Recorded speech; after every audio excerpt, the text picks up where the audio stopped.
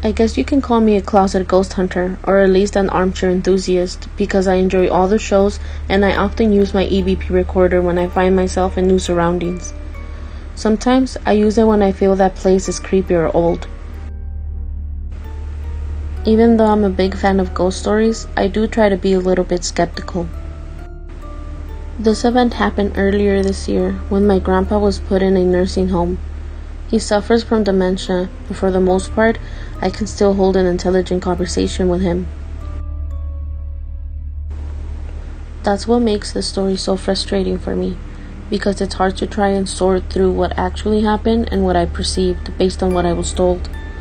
You see, my grandpa did not want to be put in the home, and my relatives all agreed that he was too hard to handle, so I put his stories down to an excuse to try and get out.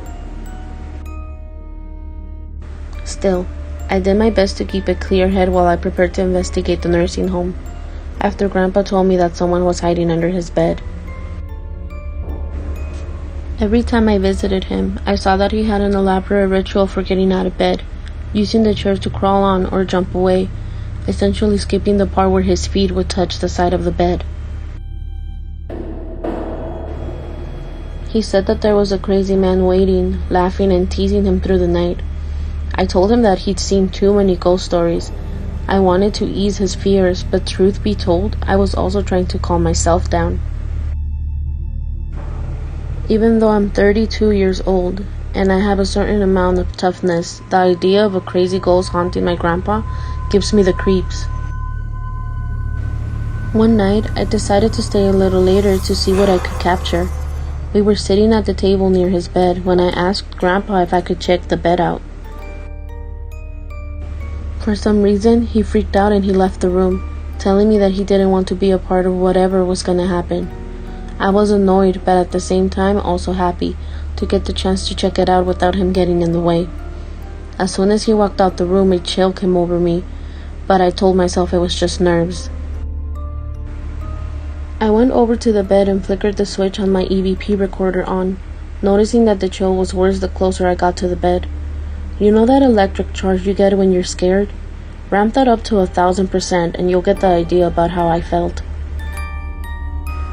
I jumped when I saw the sheets billow about. They were touching the floor, and at first I thought the air conditioning was moving the sheets, or maybe a draft, but the icy air near the bed seemed to be contained in a certain area. I slowly got down on my knees and felt an even colder blast of air on my face, just as a hissing noise came from nowhere. I screamed and I quickly backed away, then looked back at the bed. I was pissed that I didn't have a flashlight, because it seemed like something was under the bed. I wondered if it was a rat on a bad temper. I threw one of Grandpa's towels under the bed. What freaked me out was that the sheets were dragged in a little further.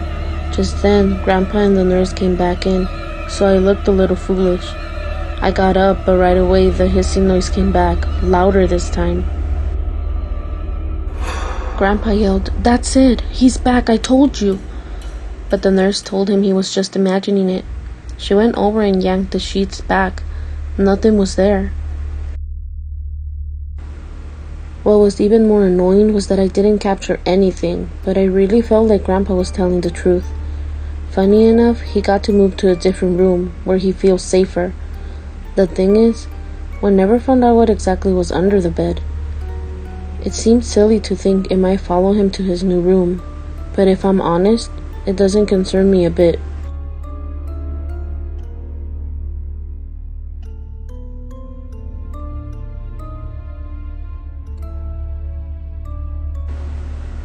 Something's coming for me.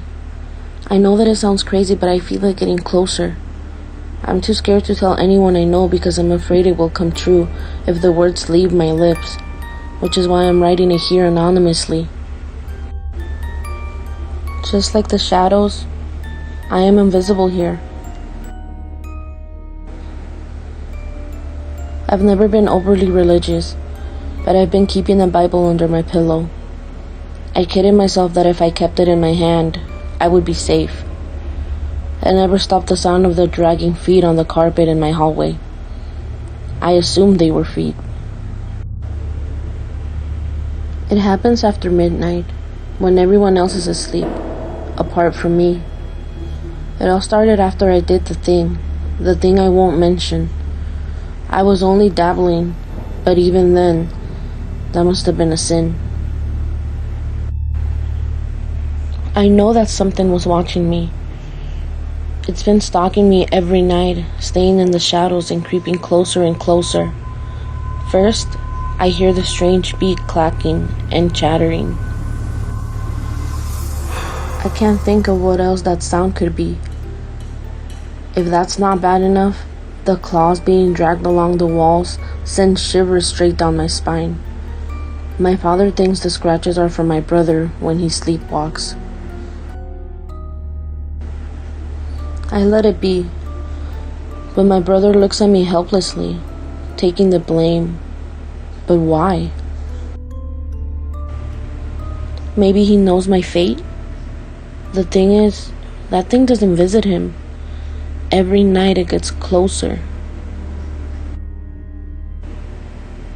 I can hear the wheezing and smell the sulfur waft around my head as I bury my face into the pillow. Last night I heard the demons whispering. The demons who accompany that thing when it stalks. I hear the words coming to me in waves while my face digs deeper and deeper into the pillow. They tell me that the time is nigh. I have a hunch that means any time now. They tell me I already know that there's nothing I can do to stop them. Unless, maybe I can find a substitute. Maybe a sacrifice. I've already stepped over the line. My soul is already forsaken, so there's nothing stopping me from doing the unthinkable. When that evil thought crept into my mind, I heard the sinister footsteps halt. It spoke volumes to me. Then the voices became excited and cheered me on. They stopped, and then they said, "Yes, that's right. Do it." When I heard the footsteps going back down the hallway and stopping at my brother's room, I sighed in relief. I hadn't noticed that the Bible was gone. The voices were whispering again as my brother's bedroom door opened. He only screamed for a moment. Then his voice was muffled and soon silenced. The thing shuffled back down the hallway with the voices stating simply, 2 for 1. The clacking of the beak was receding as the sharp claws on the walls trailed off. When I finally got up and went to my brother's room, I saw that he was gone. The sheets were on the floor, covering a pee stain. I was surprised that there was no blood. I knew that it was pointless telling my parents. When I got back to my room, I saw the Bible on the floor. When I bent down to grab it, I saw the words scratched on the cover, 2 for 1. I tossed it in the garbage and tried to go back to sleep. Last night, after lying to my parents and telling them that my brother was staying at a friend's place, I got into bed and cried. After falling asleep, I woke up to hear the dreaded footsteps and chattering beak. There were 2 sets of claws scraping the walls, 2 sets of footsteps dragging along the carpet. My blood froze when I recognized one of the voices. 2 for 1, he said. The angry, rasping voice belonged to my brother. Not long now, he said. There was no Bible to clutch, and my face was only into the pillow for a second, until it was ripped out from under me. I know I'm damned, and they're coming back for me. They like to tease, but any night now, I will join my brother. Something's coming for me.